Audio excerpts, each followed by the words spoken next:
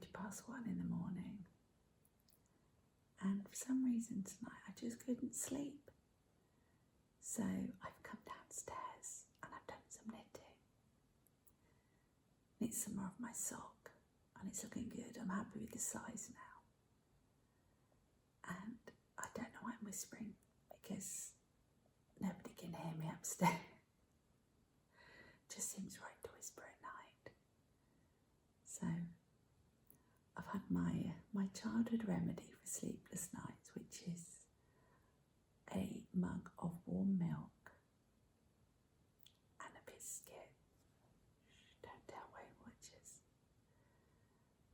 I'm now going to head upstairs, back to bed, and hopefully get to sleep. But this is why I sleep in the mornings, because my sleep pattern is so erratic. But I thought I'd come say hi to you guys as well. I was clipped to the dogs. The dogs are fast asleep. I got tail wags when I came down. But they know not to bother getting up when I come down in the night. Anyhow, I see you all in the morning.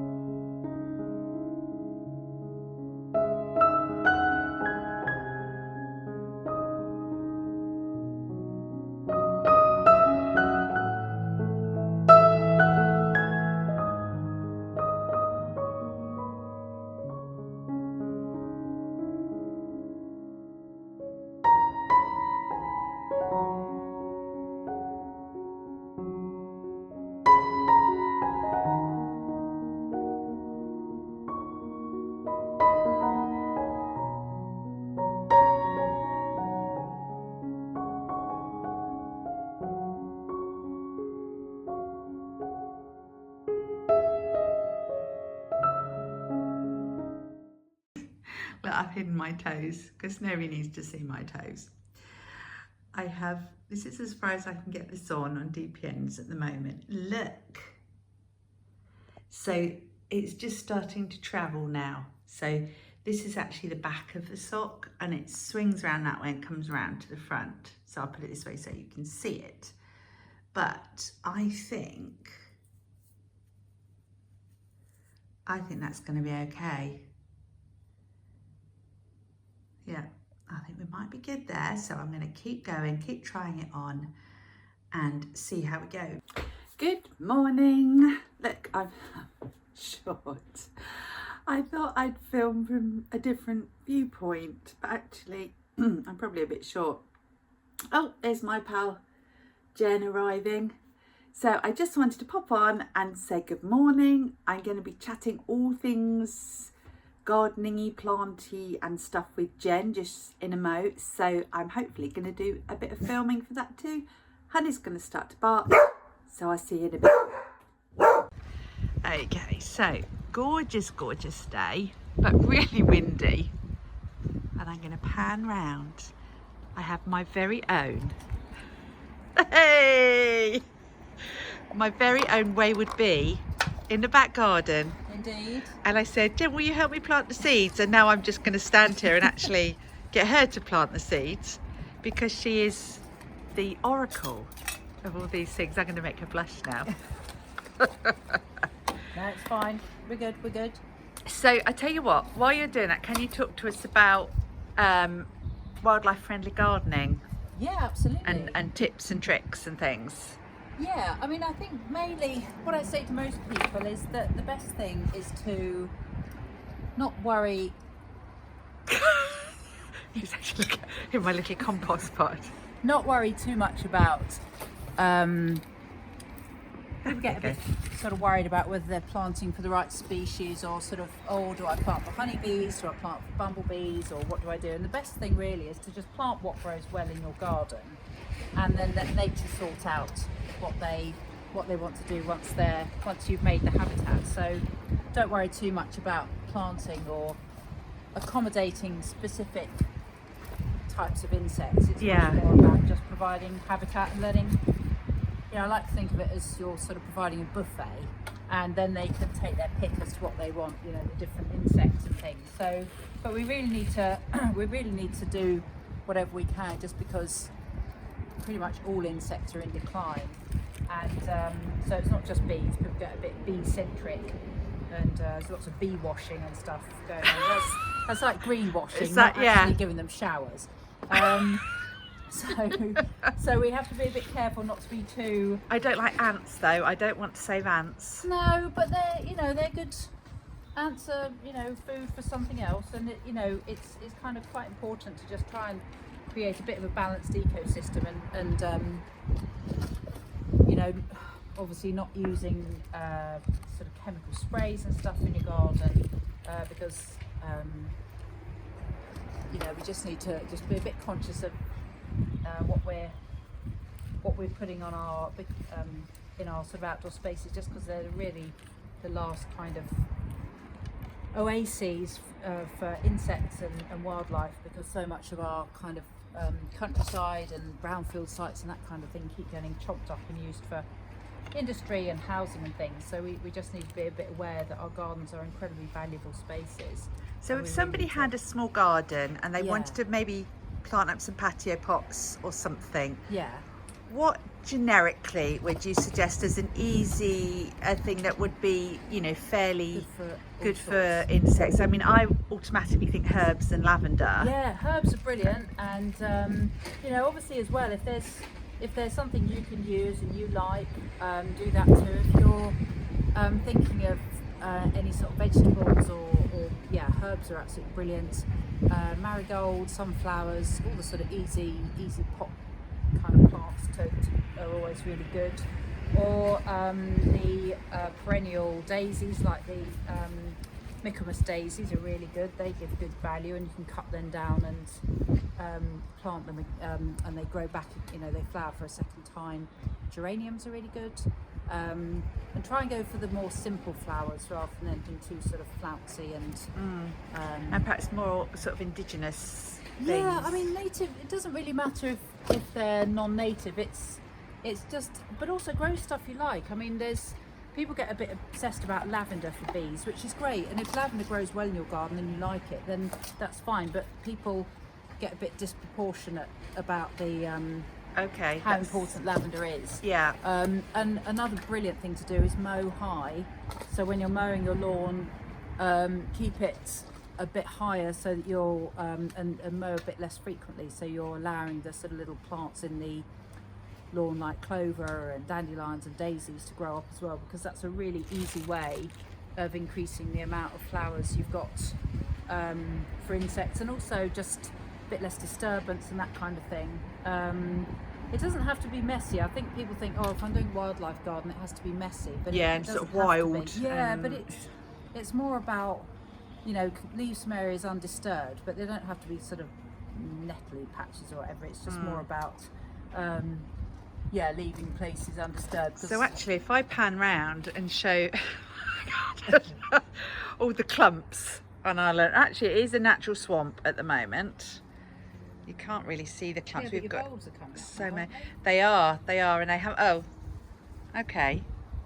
And Honey is doing her bit of gardening. Cheers for that, Honey. Anyway, yes. So back to here. So we are planting some. I say we. Planting some salad crops, some seeds that I had from last year, and some seeds that I said before Jen kindly donated.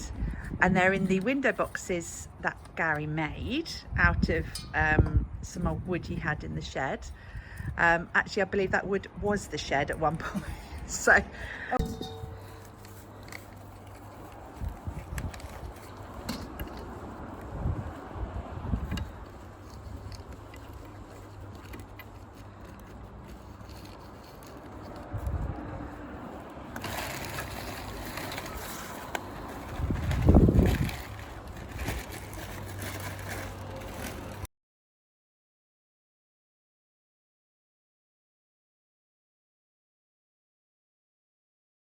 Look at this amazing haul that I got from Jen. So as well as picking her brains for planting, she brought me some eggs, which I have from her anyway, from her hens, some homemade orange marmalade, a sourdough starter, and some rye flour to feed it with because I don't have rye flour. How amazing is that? I'm very blessed to have such a lovely friend with an abundance of knowledge and skill with all of this biz.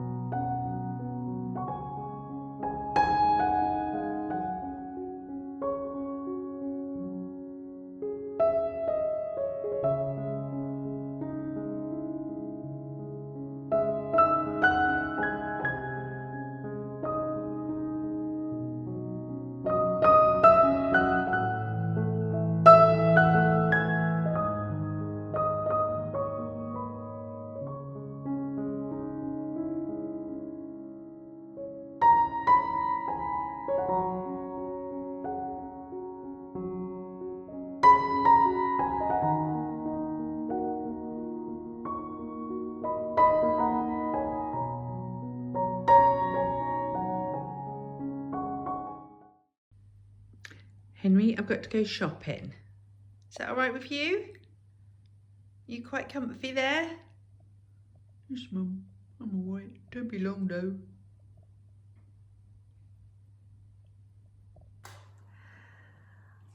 So it's 7:30 now. So I've gone on a bit later than I do normally. I've just put the clips together. I've kept it, Jen's segment was quite long, but I thought it was really interesting. So it's mostly that today. And obviously, yeah, shared my midnight feast of a biscuit with you. I've just cooked dinner as well. I feel quite inspired. So I'm going to make the sourdough tomorrow. I have made it before, but I'm not very good at, constant continuity, that's the word. So, but Jen is so good with it all. She knows so much about it, and she knows me as well, which is she's really good. So she's gonna sort of mentor me on that one. And then I made, for dinner tonight, I have this cookbook. So yeah, I went out to the supermarket, had to be done. And I've had this cookbook for a little while, and today I made a superfood salad. So Hannah's at work. Oh, I've just dropped something. Hannah's at work tonight, so it was just Gary and I. So we had this, which was quinoa, broccoli, cucumber, half an avocado, chopped parsley, fresh from the garden, and a little bit of vinaigrette. The recipe called for peas, but Gary doesn't eat peas, so I didn't put those in. And some feta cheese crumbled in, and actually it was really nice. And it made way too much for two, even though it's a recipe for two, so I've kept some I will probably have tomorrow for some lunch. I gave Gary some cold sliced meat with it from the deli, because he probably would have been a bit disappointed to just have the salad. I just had the salad as it was, and it was, yeah, really nice. So that's good. That's all good stuff. So we're going to watch a bit of telly now. I'm going to make a cup of tea, of course I am. And many, many thanks to Jen for being such a good sport and planting my seeds.